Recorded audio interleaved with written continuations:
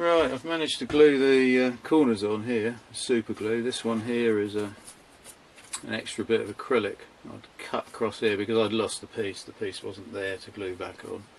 So this is a whole new piece that's been super glued here and cut to shape and drilled. So the side panels are back on. I've also put the limit switches on, well, two of them, there's another one to go on here, and I've reattached the belt on one of the sliders. So we do have all three motors attached now. Just a limit switch, I think, some cables to put back. Then what's going on there? There's a cable tie holding the Bowden tube to the cables for the extruder. I might clean it up a bit, it's a bit dusty.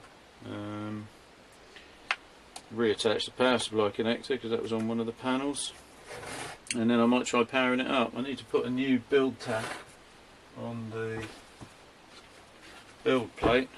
I've got some spares because it's got some gouges in it. I think I'll probably just put a new one on there because that might be interchangeable with my other printer. The fixings on the plate are actually different to mine. I've got spherical balls on there with a screw thread, and these are short Allen screws. And then I'm going to try turning it on, see if I can find the IP address and reset all that, see if we can get it working. I think I'm going to have to do something with the extruder as well because well, I don't know, I think that might be a modification there to get the filament in from outside the printer instead of having to delve inside, which you have to do on mine. I've got no top plate on mine, so I need to get in there to get the filament in, and then we'll see whether it all works.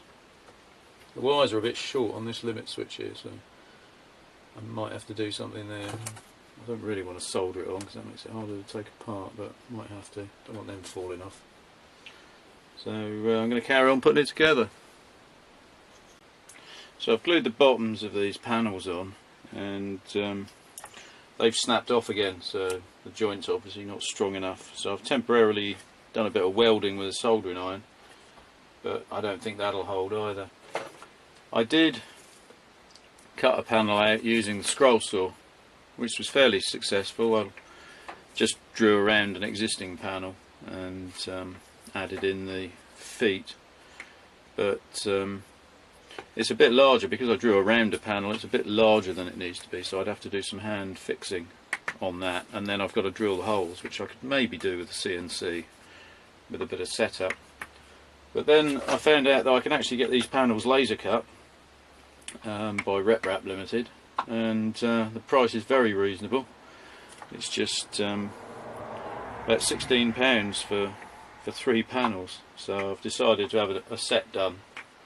So I'm going to get some new panels. It was difficult, I couldn't find them online anyway, you just don't seem to be able to buy them, but just getting them custom cut seems very reasonable price, so I'm going to do that.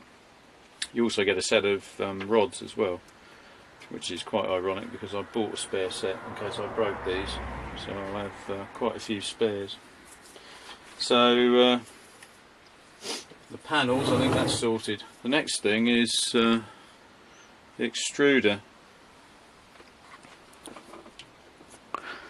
So the extruder we got here is a later one than my first Fisher, the one that I built. But it doesn't seem to be the very latest design. It seems to be a sort of halfway house because it doesn't have a thread here for the pneumatic fitting which the Bowden tube goes into. So I couldn't actually get that to fit. There was a tongue that went in there which I lost when I took this apart. So I printed another one which I eventually found, but unfortunately the one I've got doesn't seem to hold the tube very well, which is a shame because other than that the extruder looks fine. So what I think I'm going to do is print another part here, or maybe print an entire extruder if the part doesn't fit what I've got here, which might be a problem as there's another laser cut part there, but I could probably CNC that, that's a lot smaller. So I'm going to see if I can, well maybe while it's out I might see if I can get the tongue to grip the tube and see what's going on, because that would be the easiest solution, and then I can just put the tube in there. If not, then I'm going to have a look at printing one. I've ordered a pneumatic fitting, it's not very expensive. That tongue doesn't seem to want to fit in there. Yeah, so we'll see if I can get that to work. If not, I'm going to have to print an entire new extruder. It looks like a better design, this. On the older design, the thumb wheel that goes on here, if you want to manually turn the filament, that always falls off. But here it's been printed in one piece with the gear wheel there, so that looks quite nice.